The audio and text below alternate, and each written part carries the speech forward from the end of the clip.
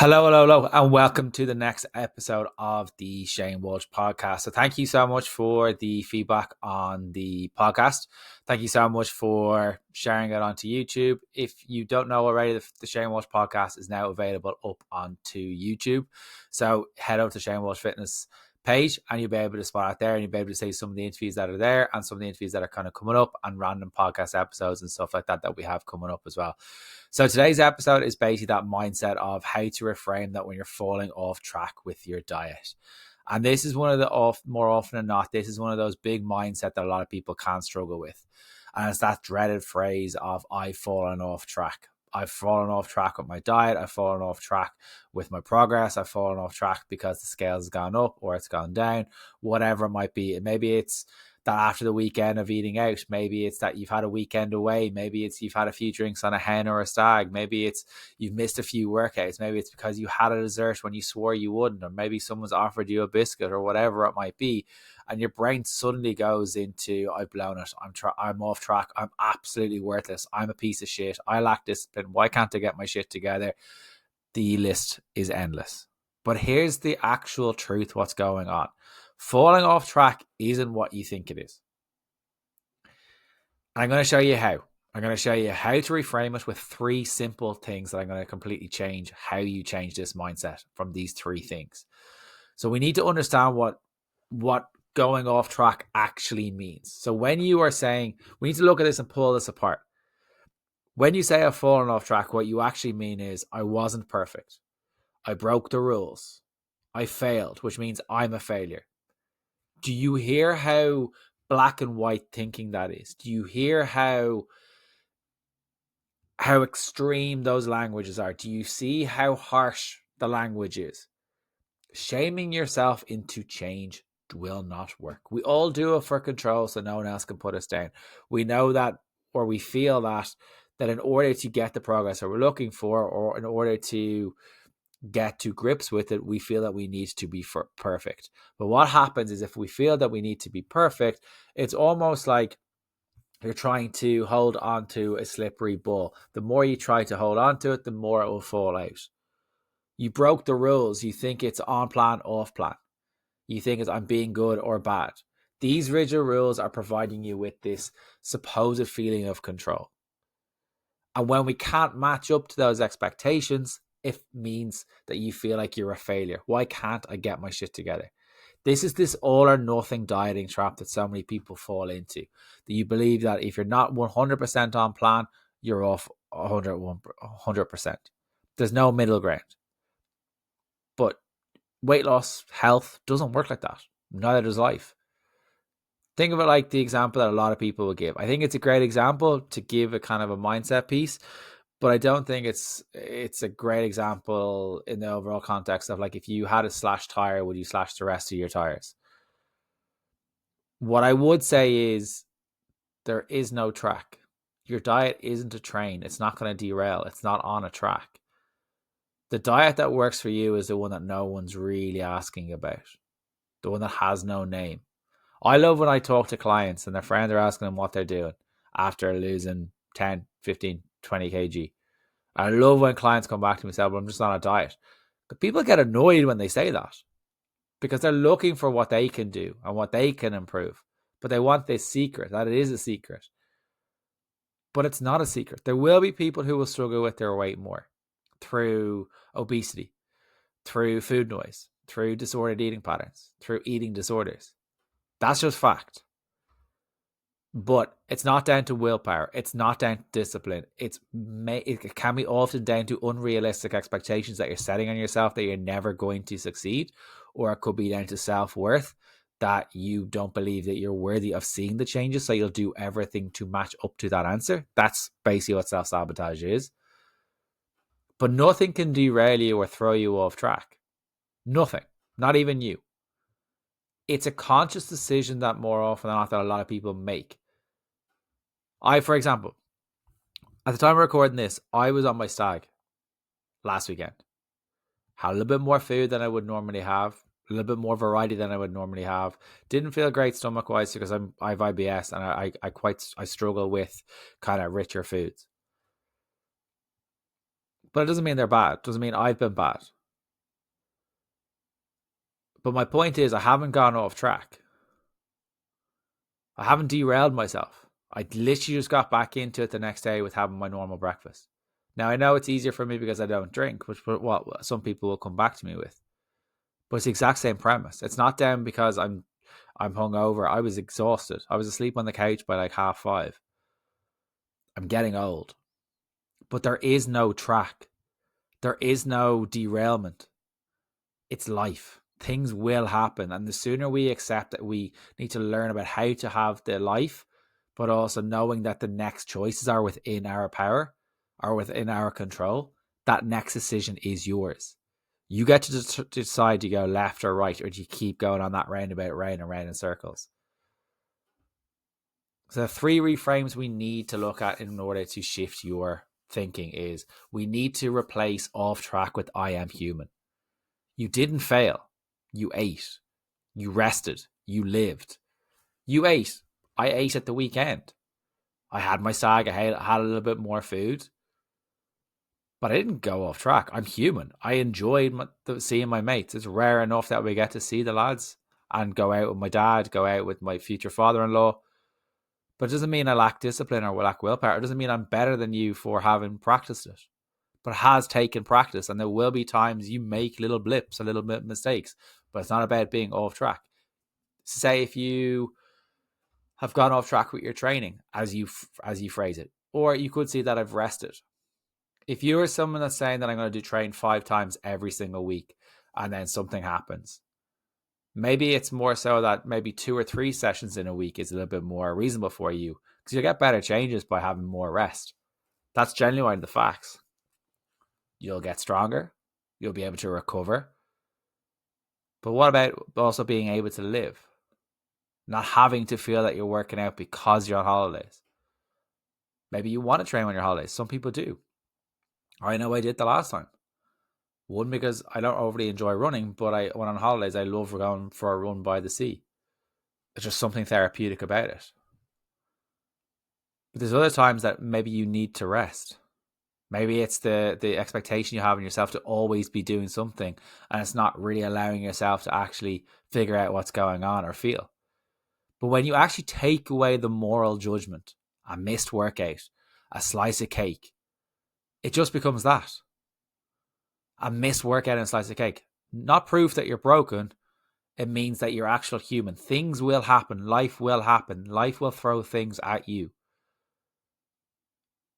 But the cracks appear generally when you start to act the other way in rebellion to this ideology that you have to be perfect. And it's not even your ideology.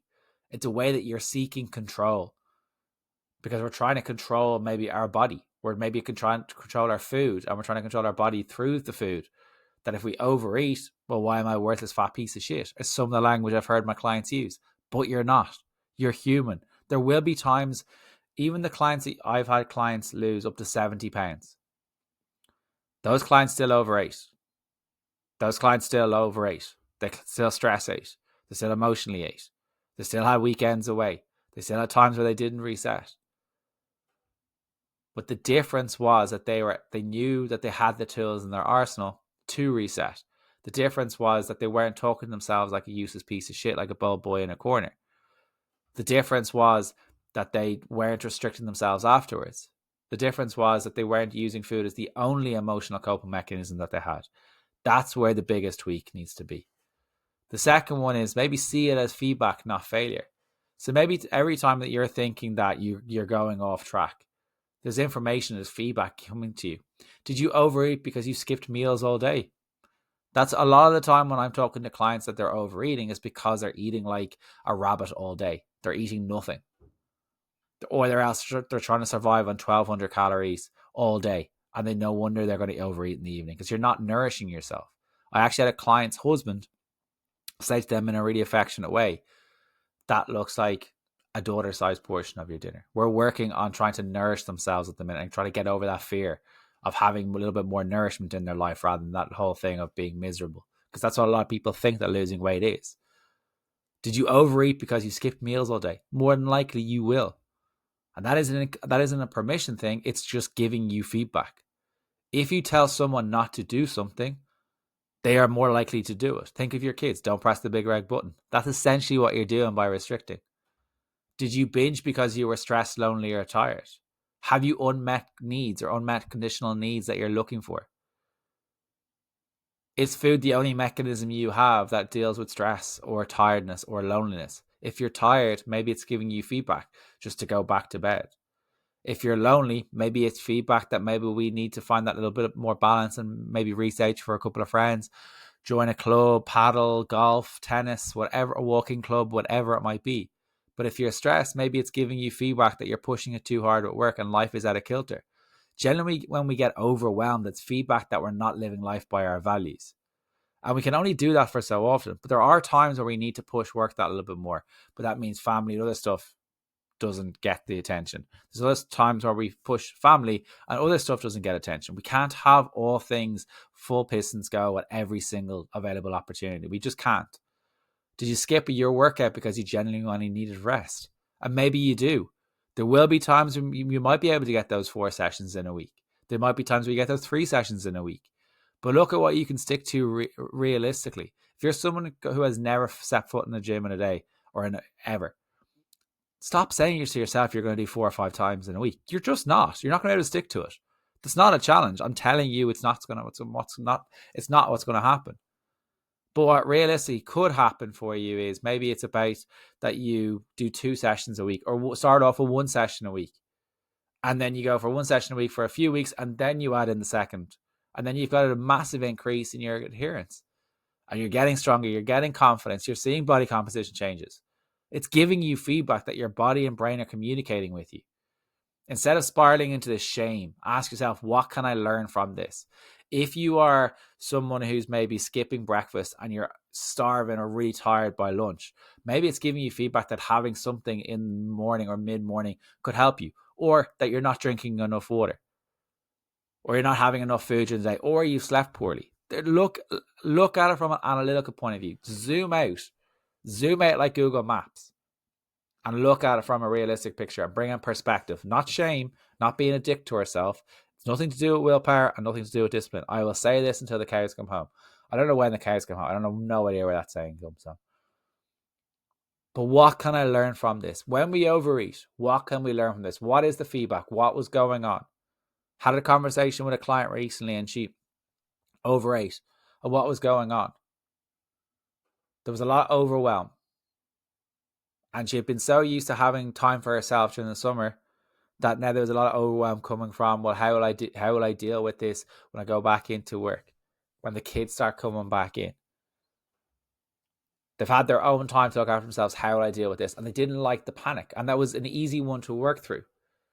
We reined it back. We took a step back and kind of said, right, rather than what we had during the summer, which was the 3 sessions a week, getting a walk 3 days a week, and having some of the meals prepped.